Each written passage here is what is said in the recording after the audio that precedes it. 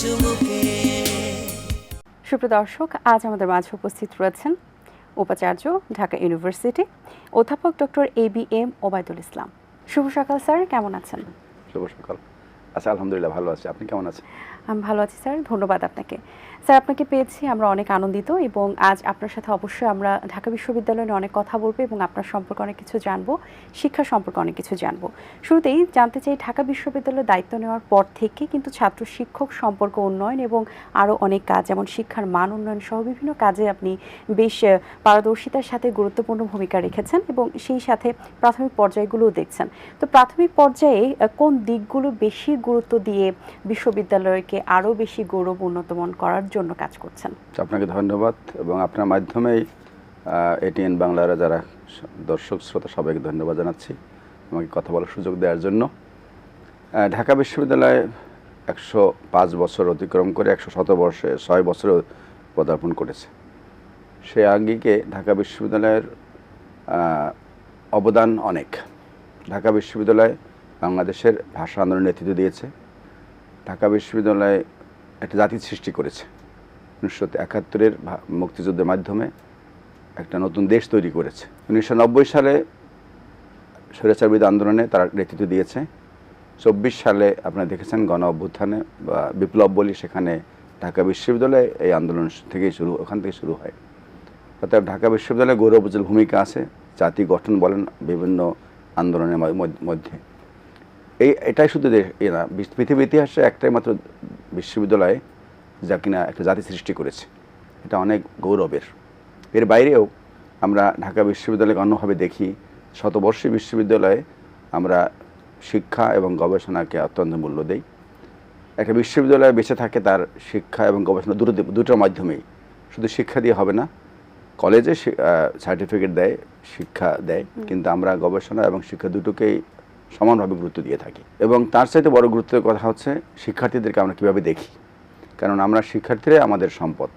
একটা বাজারে পণ্য কিনতে গেলে আমরা পণ্য যেমন কেমন ভালো তার উপর ডিপেন্ড করে কাস্টমার আসে, তেমনি করে শিক্ষা বা আমরা জ্ঞান কেমন বিতরণ করি তার উপর ডিপেন্ড করে আমার শিক্ষার্থীরা বেশি আকর্ষিত হয়। সেই জায়গা থেকে আমরা শিক্ষার্থীদেরকে সেবা দেওয়া, শিক্ষার্থীদেরকে সত্যিকারভাবে সঠিক পণ্য দেওয়াটাই আমরা গুরুত্ব দিয়ে থাকি। সেই জায়গা থেকে শিক্ষার্থীদের সেবাটাকে আমরা বেশি গুরুত্ব দেই, তাদের চাওয়া পাওয়াটাকে মূল্য দেই, তাদের থাকা, তাদের খাওয়া, তাদের শিক্ষার পরিবেশ, তাদের সুবিধাদি, এটাকে আমরা মূল্য দিয়ে থাকি। সেই আঙ্গিকে সেই আলোকে আমরা কাজ করে যাচ্ছি। বিগত সময়কালেও এভাবে চলে আসছে, কিন্তু তার মধ্যে সবাই আমরা কন্ট্রিবিউট করেছে ঢাকা বিশ্ববিদ্যালয়। আমি নতুন দায়িত্ব পেয়ে সুক্রিয়া আদায় করছি এবং আমার জায়গা থেকে আমি কাজ করার চেষ্টা করছি। বাহ স্যার, 105 বছর পেরিয়ে গেছে ঢাকা ইউনিভার্সিটির। ঢাকা ইউনিভার্সিটি সেই তার যে জায়গাটা, প্রাচ্যের যে অক্সফোর্ড খ্যাতি যেটা আমরা জানি, সেটা কি ধরে রাখতে পেরেছে? হ্যাঁ, এটা কঠিন প্রশ্ন একটা, কেননা আমরা প্রাচ্যের অক্সফোর্ড হিসাবে এখনও দেখতে চাই এবং এই সুনাম দীর্ঘদিনই ছিল, কিন্তু এর ব্যত্যয় ঘটেনি তা না। আমি অবশ্যই স্বীকার করতে হবে ব্যত্যয় ঘটেছে। কিভাবে ঘটেছে? যে আমরা হয়তো প্রতিকূল পরিবেশে চলতে হয়, সেটা শুধুমাত্র একটা ডাইমেনশন দিয়ে চিন্তা করলে হবে না, শুধুমাত্র একেবারে দোষারোপ করলে চলবে না। এর পিছনে অনেক কারণ আছে। সেই কারণগুলোকে যদি আমরা দেখতে না পারি, কনসিডার করতে না পারি, তাহলে একতরফা দায়ী করা হয়। আমরা শিক্ষার সুষ্ঠু পরিবেশ বজায় রাখার চেষ্টা করি। বিভিন্ন সময়ে বিভিন্ন রাজনৈতিক মতাদর্শের মানুষজন এখানে আছে, বিভিন্ন সময় এই প্রতিকূল পরিবেশে আমরা চলেছি। তবে আমাদের যে গবেষণা, সেই আপনি আজকে দেখবেন, আজকে একটা QS র্যাঙ্কিংয়ে ঢাকা বিশ্ববিদ্যালয় বাংলাদেশের সেরা বিশ্ববিদ্যালয় হিসাবে পরিচিতি পেয়েছে। আজকে দেখবেন, আজকে পত্রিকা এসেছে। কদিন আগেও একটা পত্রিকা এসেছিল যে ঢাকা বিশ্ববিদ্যালয় বাংলাদেশের সেরা। সেটা আমরা অত্যন্ত গর্বের এবং গৌরবের জায়গা থেকে দেখি। তবে তার মানের জায়গা থেকে আমরা শুধুমাত্র ঢাকা বিশ্ববিদ্যালয়কে এককভাবে দায়ী করার সুযোগ নাই। কারণ কান্ট্রি অ্যাজ এ হোল যখন ঘুণে ধরে যায়, পোকায় ধরে যায়, তখন তার দায়িত্ব শুধুমাত্র ঢাকা বিশ্ববিদ্যালয় একা বইবে, সেটা ঠিক না। কারণ আপনি বাংলাদেশের শিক্ষা ব্যবস্থাকে যখন ধ্বংস হয়ে যায়, শিক্ষা ব্যবস্থা আমরা পাই প্রাইমারি স্কুলে থেকে আসা শিক্ষার্থীরা যারা টপ, তাদেরকে মাধ্যমিক স্কুলে পাই, মাধ্যমিক স্কুল থেকে যারা টপ তাদের কলেজ সেকশনে পাই, কলেজ থেকে যারা সারা বাংলাদেশের টপ তাদেরকে আমরা পাই। যখন সেই শিক্ষার গুণগত মানের পরিবর্তন ঘটে লোয়ার লেভেলে, আমরা গাছের গোড়ায় যদি পানি না দিয়ে আগায় দিই, তাহলে লাভ হবে না। ঢাকা বিশ্ববিদ্যালয়কে তখনই ভালো দেখব যখন শিক্ষা অ্যাজ এ হোল এক গোড়া থেকে সুন্দরভাবে হবে। আমরা তার মধ্য থেকেও যাদেরকে পাই তাদেরকে নিয়ে আমরা চর্চা করি, তাদেরকে শিক্ষার সুষ্ঠু পরিবেশ বজায় রাখার মাধ্যমে মানসম্মত শিক্ষা দেওয়ার চেষ্টা করি, একই সাথে গবেষণার দেওয়ার চেষ্টা করি। আমরা দুটো যদি একসাথে প্যারালালি ভালো হয় তাহলেই আমি বলবো প্রাচ্যের অক্সফোর্ড হিসাবে আমরা আমাদের গৌরব পাবো বা ধরে রাখবো। তবে সেই গবেষণার জন্য যে পরিমাণ আপনার সুবিধাদি পাওয়া দরকার, শিক্ষার জন্য শুধুমাত্র কাগজ কলম দিয়ে গবেষণা হয় না, আমাকে মেশিনারিজ প্রয়োজন, সেই ইকুইপমেন্টস প্রয়োজন, ফান্ডিং প্রয়োজন। সেই পর্যাপ্ত পরিমাণ ফান্ডিং না হলে আমি চাইলেই কিন্তু হাত দিয়ে মগজ দিয়ে গবেষণা করতে পারি না। আপনাকে রান্না করতে বলা হলো, ভালো সুস্বাদু রান্না করবেন, শুধু চাল কিনে এনে দিল, মশলা না দিলে কিন্তু রান্না ভালো হবে না। ভালো রাঁধুনি আপনি, সুন্দর হাত আছে, যশ আছে, কিন্তু আপনাকে সেই মশলা থাকতে হবে। সেই মশলা না দিয়ে শুধু দায়ী করা যায় না। স্যার, জাতীয় রাজনীতি এবং দেশের যে ক্রান্তি লগ্নে যে সময়টা পার করেছে, এবং এটা তো আমরা একটা ইতিহাস হয়ে গেছে, এই ইতিহাসের যে বিষয়গুলো ঘটেছে বর্তমান প্রেক্ষাপটে তার প্রাসঙ্গিকতা কতটুকু আছে বলে আপনি মনে করেন? রাজনীতি কখনো খারাপ কিছু বলে না। রাজনীতি মানুষকে আবার সামাজিক করে তোলে, এবং আজকে রাজনীতি আছে বলেই আজকে কিন্তু একটা বলেছি যে নির্বাচিত সরকার পেয়েছি। রাজনীতি না থাকলে নির্বাচিত সরকার হয় না, এবং যখন নির্বাচিত সরকার না আসে তখন দেশে বিভিন্ন জায়গা থেকে প্রেশার অনেক আসে, এবং সেখানে আপনি বিনিয়োগ আসে না, কোনো ধরনের কোনো এগ্রিমেন্ট হয় না। সেই জন্য রাজনীতি কখনো খারাপ কিছু না। রাজনীতির প্রয়োগটা কেমন হবে সেটা ডিপেন্ড করে। রাজনীতির প্রয়োগ যদি সমাজকে কলুষিত করে, রাজনীতির প্রয়োগ যদি শিক্ষা প্রতিষ্ঠানকে তার বাধাগ্রস্ত করে, তাহলে সেটা আমরা খারাপ বলবো। তবে সেটা হয়তো অতীতে ছিল, বিভিন্ন সময় আমরা দেখেছি, কিন্তু তার প্রয়োগ এমন হোক এটা আমরা চাই না। আচ্ছা স্যার, এই যে প্রতিষ্ঠা বার্ষিকী, এই দিন উপলক্ষে এই মাহেন্দ্রক্ষণে কি শিক্ষার্থীদের আবাসন সংকট বা লাইব্রেরির যে সুবিধা বাড়ানোর ক্ষেত্রে কোনো পরিকল্পনা গ্রহণ করা হয়েছে? আপনি জেনে খুশি হবেন যে আজকে আমাদের একটা ঢাকা বিশ্ববিদ্যালয় একাডেমিক প্ল্যান নামে একটা প্ল্যান নিয়েছি। ওয়ার্কশপ ছিল দুপুর পর্যন্ত। ওয়ার্কশপের উদ্দেশ্য ছিল এই, ঢাকা বিশ্ববিদ্যালয়কে একটা লম্বা সময়, যাতে 5 বছর না 20 বছর, আগামী 20 বছর ঢাকা বিশ্ববিদ্যালয়কে যে কোন জায়গায় দেখতে চাই। আমরা 100 বর্ষ প্ল্যান করতে পারতাম, 100 বর্ষ হয়তো আমার জন্য অনেক বড় পরিকল্পনা হয়ে যায়। সো আমরা আগামী 20 বছরের জন্য পরে ঢাকা বিশ্ববিদ্যালয় কোথায় অবস্থান নেবে তার জন্য পরিকল্পনা প্রণয়নের জন্য আজকে ওয়ার্কশপ ছিল। আমরা এই ওয়ার্কশপের উদ্দেশ্য এটাই যে ঢাকা বিশ্ববিদ্যালয়কে শিক্ষার্থীদের জন্য চমৎকার একটা বাসযোগ্য ক্যাম্পাস, শিক্ষকদের জন্য, কর্মকর্তা কর্মচারীদের জন্য বাসযোগ্য ক্যাম্পাস তৈরি করা, একই সাথে তাদের সুবিধাদি বৃদ্ধি করা, তারা যেন শিক্ষার সুষ্ঠু পরিবেশ পায়, তারা ক্লাসরুমে তারা স্বাচ্ছন্দ্যে জ্ঞান আহরণ করতে পারে, লাইব্রেরিতে গিয়ে তারা পর্যাপ্ত পরিমাণ ফ্যাসিলিটি পায়, হলে যারা যখন থাকবে তাদের জন্য বাস স্থানটা যেন সুন্দর হয়, ডাইনিং ক্যান্টিন তাদের খাবারটা যেন উন্নত হয়, এবং একই সাথে আমরা বহির্বিশ্বের যে উন্নত বিশ্বের যে সমস্ত বিশ্ববিদ্যালয়গুলো আছে তাদের সাথে আমরা কোলাবোরেশনের মাধ্যমে বিশ্ববিদ্যালয়কে সামনের দিকে এগিয়ে নিয়ে যাওয়ার জন্য আমরা পরিকল্পনা প্রণয়ন করার উদ্যোগ হাতে নিয়েছি।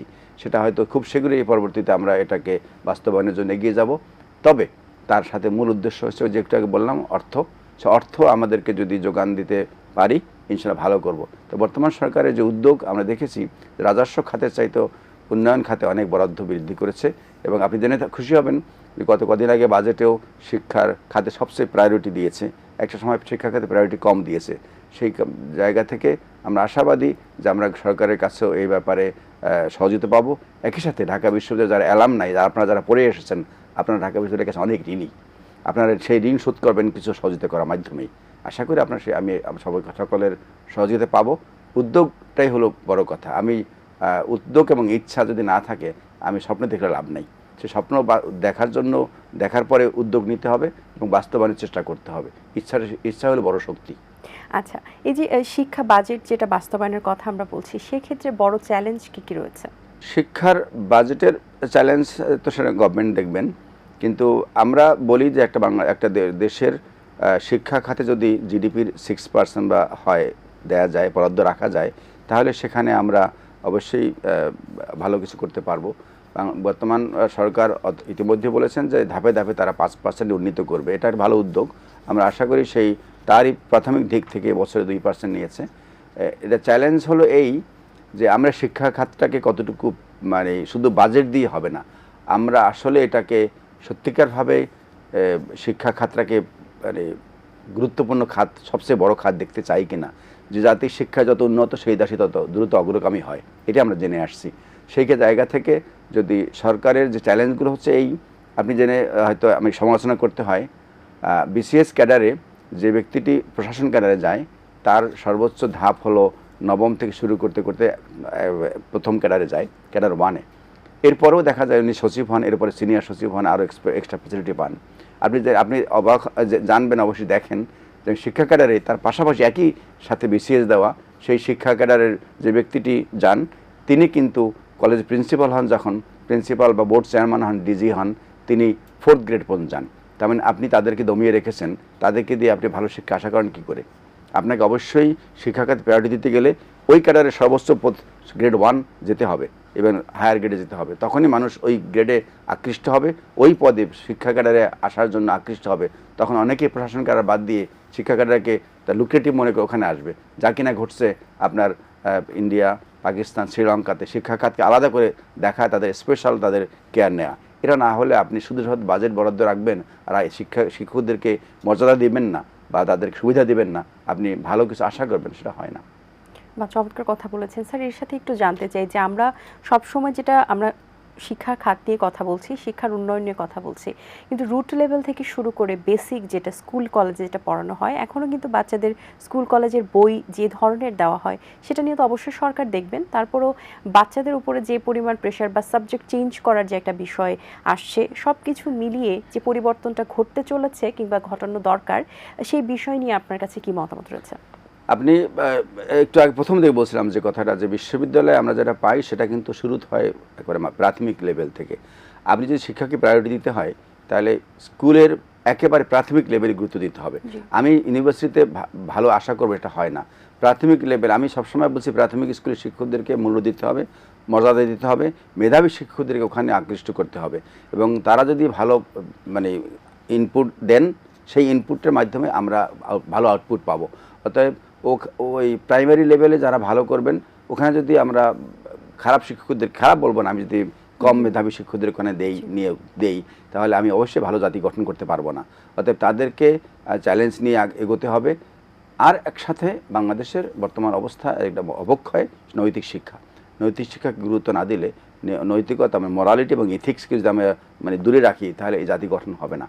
অর্থাৎ আমি প্রাথমিক লেভেলেই এই নৈতিকতা এবং ইথিক্যাল পয়েন্ট অফ ভিউ থেকে যদি চিন্তা করি তাহলে ওখানে ভালো কিছু দিতে পারলে ওটাই ভালো পাবো। যদি আমি হাই স্কুলে যাই বা মাধ্যমিক স্কুলে যাই, ওখান থেকে ভালো শিক্ষক নিয়োগ দিতে হবে, তারাই আবার কলেজে ভালো যাবে।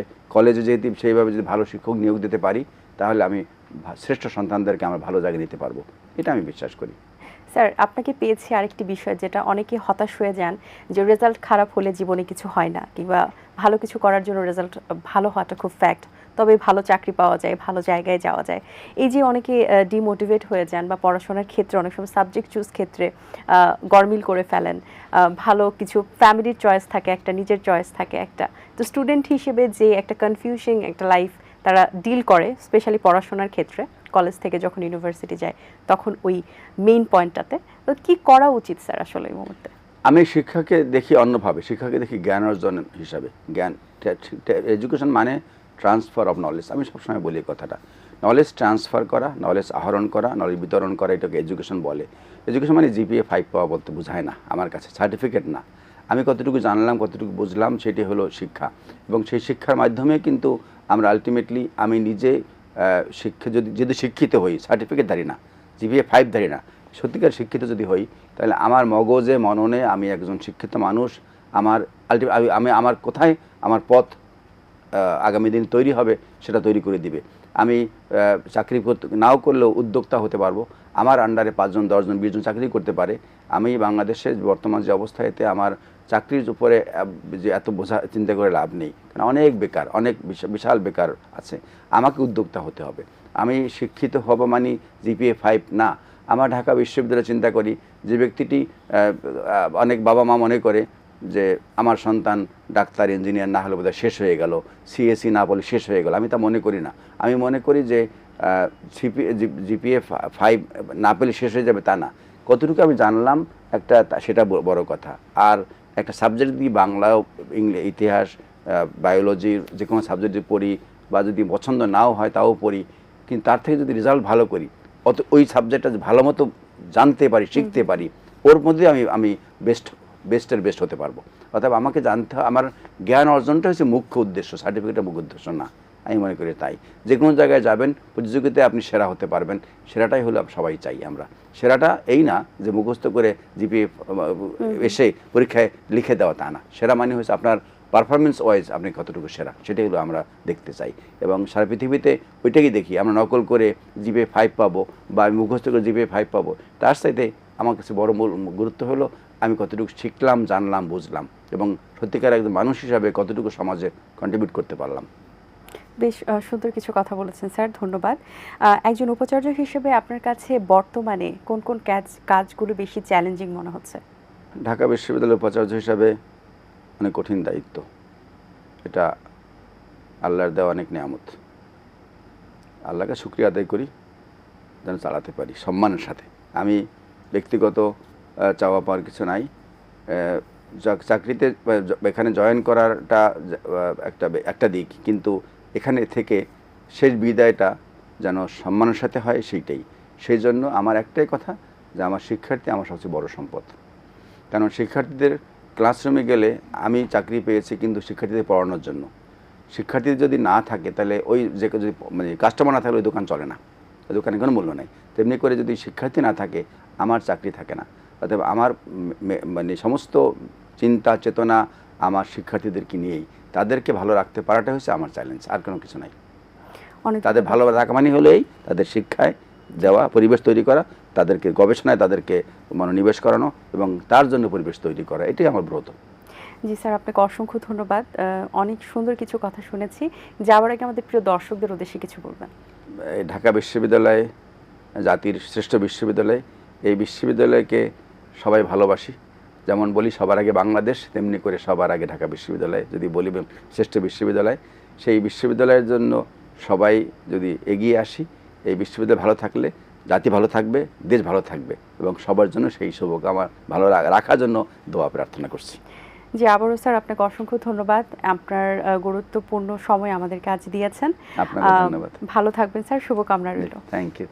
দর্শক, আশা করছি আয়োজন ভালো লেগেছে। আজ এই পর্যন্তই, দেখা হবে আগামী পর্বে নতুন কোনো অতিথির সঙ্গে। সেই পর্যন্ত ভালো থাকবেন, সুস্থ থাকবেন, এটিএন বাংলার সাথেই থাকবেন। সকলকে আল্লাহ হাফেজ। দিন আসে দিন যায়, সময়টা চলে যায়, তবু আছি এই বেশ ভালো। জীবনটা রঙময়, যেভাবেই হওয়া চাই, নয় কবু সাদা কালো। এই আশাতে স্বপ্ন ভাসে, সুখ হাসে চোখে মুখে, চায়ের চুমুকে।